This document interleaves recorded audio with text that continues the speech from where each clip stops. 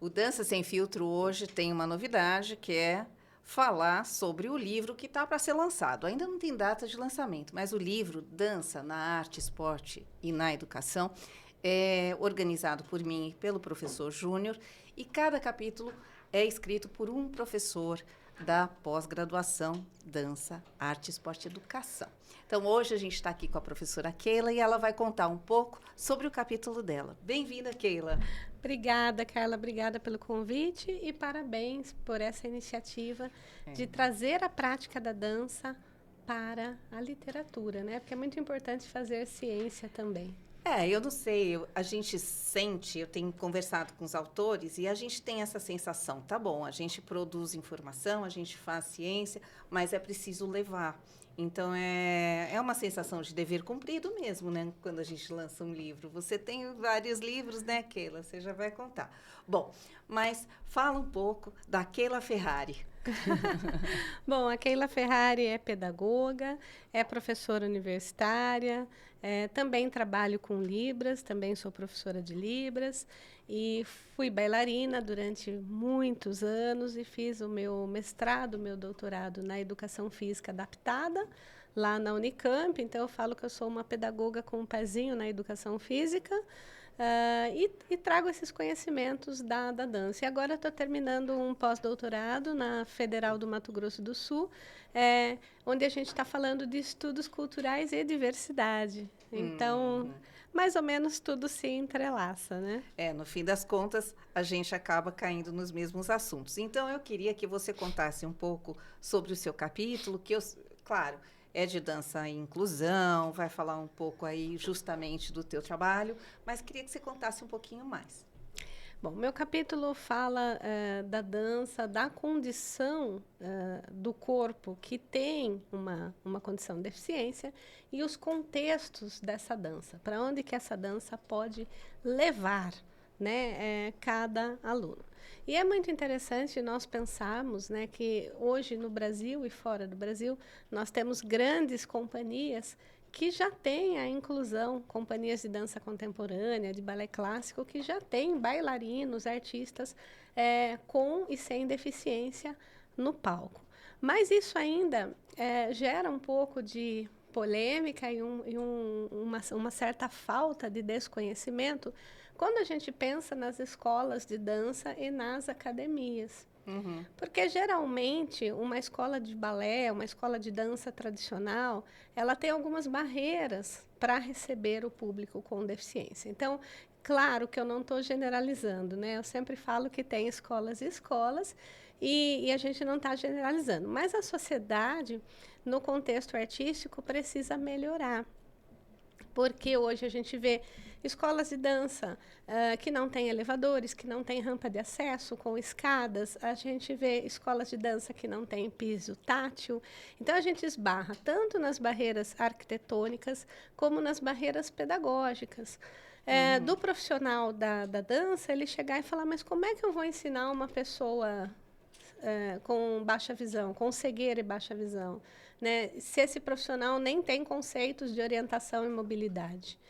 Como é que eu vou ensinar uma pessoa surda? Essa pessoa surda fala Libras? Ele não sabe Libras. Era Né? justamente isso que eu ia perguntar, porque você está falando da situação do profissional, né?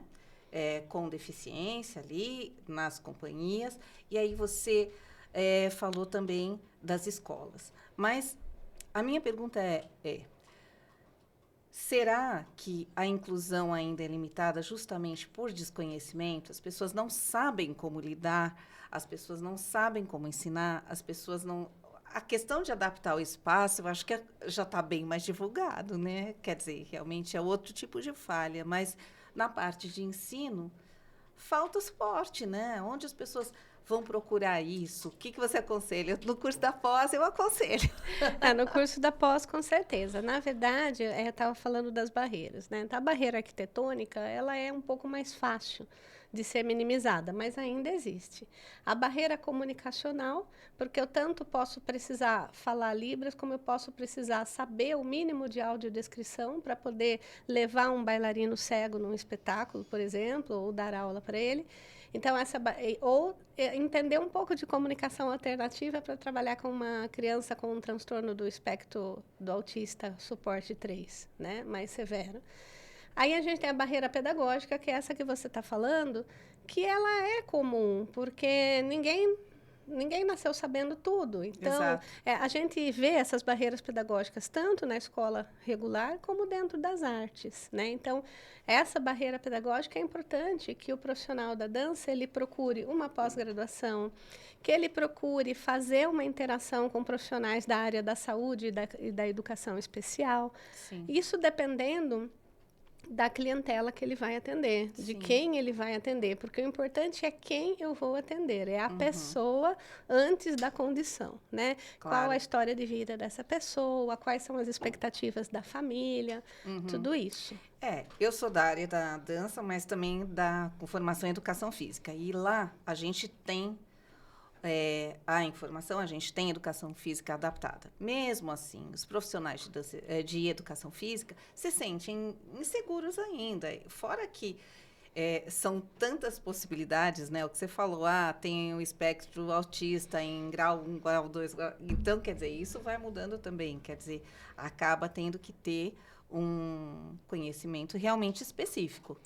Um conhecimento específico, estagiar com pessoas que trabalham nessa área, falar com pessoas que atuam. Então, se eu tenho um jovem com lesão medular e eu não sei lidar, né, o que eu vou fazer? Ele tem um comprometimento motor nos membros superiores? Não tem? Como que é, né? Que altura está essa lesão? Como que eu posso trabalhar? Então, é importante que eu vá... se ele faz reabilitação em algum lugar, é importante que eu vá lá, conheça os fisioterapeutas, o pessoal que faz a reabilitação.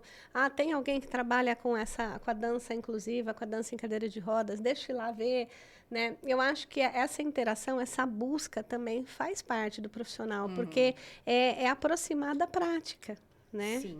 E o capítulo do livro, ele traz muito essa questão, a dança, essa interseção, dança, condição de deficiência e os seus contextos. Então, por exemplo, as pessoas sempre falam, a dança é terapia, né? Mas a dança, ela é terapia para mim, ela é terapia para você, ela é terapia para todo mundo que se beneficia de alguma forma, seja na autoestima, seja na interação pessoal com os colegas, seja na emoção de estar ou não no palco, né? Então, eu acredito que a dança é muito terapêutica, né? Ela é artística.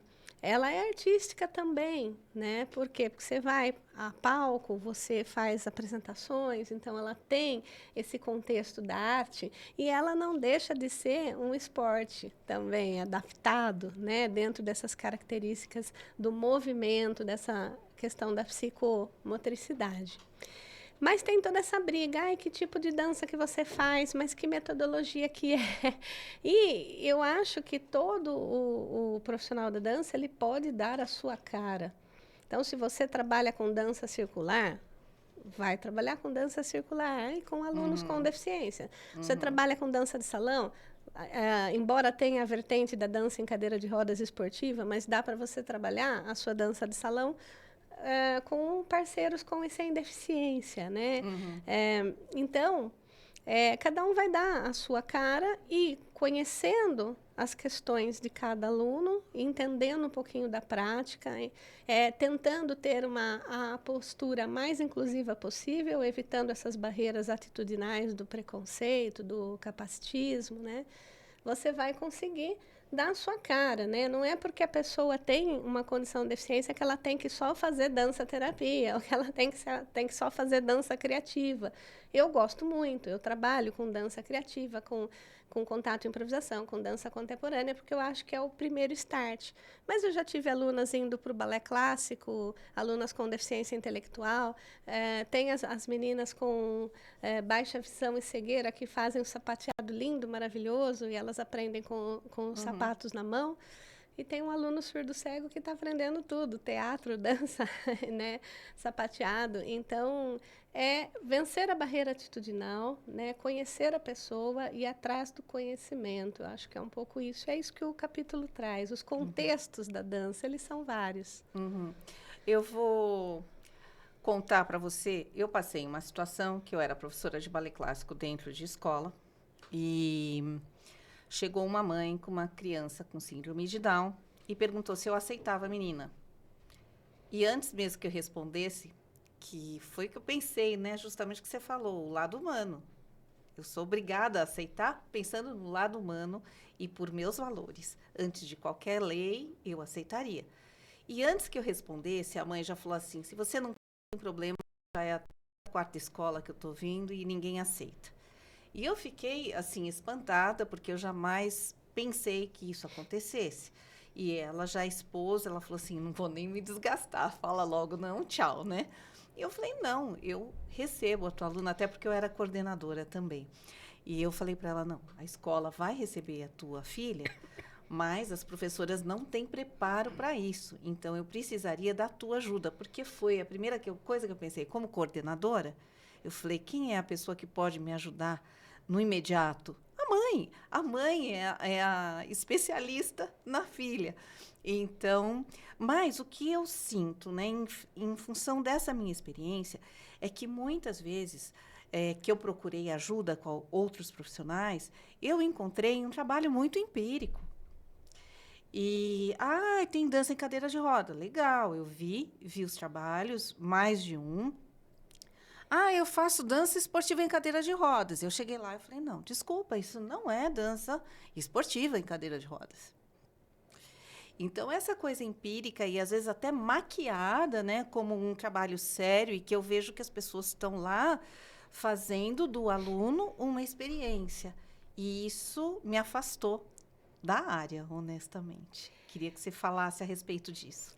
Isso é muito delicado, eu vejo isso todos os dias, porque eu tenho um amigo que ele tem uma condição de deficiência e ele fala para mim, todo bailarino quer uma pessoa com deficiência para chamar de sua. Isso, verdade, porque eu já ouvi isso Essa também. fala não é minha, tá? E eu já ouvi isso de uma forma que também eu fiquei ofendida em relação aos dançarinos em cadeira de roda. Eu falava assim: não, você tem que arrumar um cadeirante para dançar com você. Não é assim. Não é assim. Não, e foi aí que eu me afastei, Keila, porque não, eu não vou usar um cadeirante por conta de uma postura demagógica, né? E que está aproveitando da deficiência do outro. Não. Eu vi muitos grupos assim, inclusive pessoas que tentaram imitar o meu trabalho. E aí tá tudo bem, porque eu acho que tem lugar para todos. O que a gente não pode esquecer, por exemplo, que ai, que lindo, as pessoas cegas dançando na ponta do pé, e aí o arco de pé caído, problema no joelho, problema na coluna. Ai, que gracinha, a menina com síndrome de Down dançando tal. Gente, mas espera aí, ela tem obesidade e ela não pode fazer barra desse jeito. Claro. Então, ao mesmo tempo que nós temos que incluir, a gente tem que conhecer aquela pessoa, Claro. conhecer a condição que ela apresenta, se ela toma algum medicamento, se ela não toma, trabalhar com as expectativas da família e trazer essa família. Sim. Que é o que você falou. Eu até tenho um artigo, Mães e Filhos com Deficiência na Dança. A minha tese de doutorado foi sobre isso, porque a mãe é quem mais conhece o corpo do filho, porque ela pega, ela embala, ela carrega, ela posiciona, ela dá banho quando tem uma condição mais severa, né? Então, você trazer essa família. E eu sempre falo assim, gente, não é para você colocar uma pessoa com qualquer condição no palco. E quando eu falo qualquer condição de deficiência, poderia ser eu. Entendeu? Poderia ser qualquer pessoa. Para ela ficar na última fileira, correndo atrás das amiguinhas, fazendo o passo sempre um tempo depois, né? Ou então para colocar ela um cadeirante no meio, como eu vi, e as bailarinas pulando, saltando em volta dele, e ele parado no meio, com o olhar super perdido. E já vi também gente convulsionando no palco. Meu Deus. Que o professor não percebeu, porque tem crises que são sutis. Mas eu percebi, a mãe percebeu e convulsionou no palco. Então, eu tenho um modo de trabalhar que algumas pessoas até falam que é radical. Porque quando a gente chega para as famílias, tem família que quer ver o seu filho no palco. E quer ser aplaudida, e é muito legal. Eu até faço mães dançarem com filhos e tal. Mas o que acontece? Eu falo para eles assim, é um processo. não é o produto final. Então, se os meus alunos estiverem confortáveis, eles vão a palco. Se eles não estiverem confortáveis, ou eu entender que não é o momento, não vai. Claro, porque senão resulta em problema, Né? em trauma. Eu tenho uma aluna, por exemplo, que a mãe, ela é mocinha, ela foi minha aluna há 10 anos, agora quando eu tive esse problema de saúde eu parei um pouquinho, né? E esses dias eu estava falando com ela, a mãe nunca quis que ela se apresentasse, 10 anos trabalhando. A mãe fala, eu prefiro que você trabalhe com ela individualmente. Então, há casos e casos. Há casos em que você pode pôr num grupo menor, que você pode trabalhar individual, e há casos que você vai pôr no grupo com todas as outras crianças ou adultos. Mas tendo essa conscientização, né? Eu recebo uma aluna no grupo, na classe de balé clássico. Eu vou conscientizar todas as outras, inclusive os pais das outras crianças. Aqui é uma escola inclusiva de dança e uns vão aprender com os outros, né? Então, isso que você fala que é muito comum o pessoal falar a gente não sabe trabalhar, ainda é comum, mas nós estamos melhorando muito. Sim. Tá? Eu acho que a gente em consciência para começar, né? A gente deu passos muito grandes. Então, assim, o Brasil tem uma infinidade de grupos maravilhosos e trabalhos muito consistentes de inclusão, mas, infelizmente, inclusive bem perto de mim, lá, a gente também vê trabalhos que são, né? Sim. Acaba sendo um desrespeito. E aí, até por falta de opção, a família só tem aquilo. Exato, né? Verdade. E leva, mas a gente que conhece, a gente sabe. Eu já vi criança vindo com problema de joelho, sabe, problema de coluna. Tem que tomar cuidado. Às vezes, a síndrome de Down vem com cardiopatia associada. Então, dá uma olhadinha. Então, tem todas essas questões, né? E eu tenho um aluno adulto que ele é surdo-cego, ele fala que ele mudou de uma cidade para outra, para nossa, porque ele queria, a vida dele era fazer teatro e dança desde pequeno, mas acontece que nenhuma academia queria pagar o intérprete de Libras Tátil, porque ele se comunica por Libras Tátil. E com isso ele até tentou, mas não conseguia entender nada, né? Se o profissional não tem noções de orientação e mobilidade e nem de Libras, ele não consegue atender o surdo-cego. E aí ele foi para lá e ele descobriu uma profissional, que era eu, que sabia a Libras Tátil e tinha noções de orientação e mobilidade. Mas, às vezes, eu preciso pedir um outro intérprete para ajudá-lo. Então, é complexo, dá trabalho. Então, a gente precisa querer e ter consciência e ir atrás do conhecimento, né? É, claro. E aí, para encerrar, Keila, eu queria que você contasse aí do teu livro, da sua última aventura aí no campo da dança e inclusão. Bom, a gente tem alguns livros nessa área, né? Tem um que eu escrevi com o professor Paulo Araújo, da Unicamp, com a Rosângela Bernabé, que é da Editora Forte também. Eu agora publiquei o capítulo no livro de vocês e mais um capítulo no livro da USP, depois eu posso estar mandando para você. Tem o livro infantil, que hoje está preenchendo bastante, o meu 6º livro infantil. Hoje preenche bastante o meu dia, porque eu dou muita formação e palestra, porque é a história do meu filho caçula. E ele tem, né, hoje ele é um jovem, né, e namora, é campeão de xadrez, mas ele tem a condição do transtorno opositor desafiador com TDA. E a maioria das pessoas não sabem lidar com isso, pais, professores. Então, eu recebo gente do Brasil inteiro por causa desse livro infantil que agora está sendo lançado na Alemanha. Olha, em alemão. Parabéns. Aí eu sugiro o seguinte, a gente vai ter na descrição do vídeo o teu currículo. Por favor, coloque, então, as indicações dos seus livros, porque já fica aí o contato, quem tiver que pedir tua orientação, tua ajuda, já fica muito mais fácil. Então, Keila, muito obrigada por você ter vindo, acho que foi super esclarecedor. Vamos esperar a data de lançamento agora. Eu que agradeço, obrigada e parabéns aí pelos trabalhos e pela iniciativa. Gente, então agora a gente encerra e vamos aguardar, logo a gente vai ter novidade. Tchau, obrigada.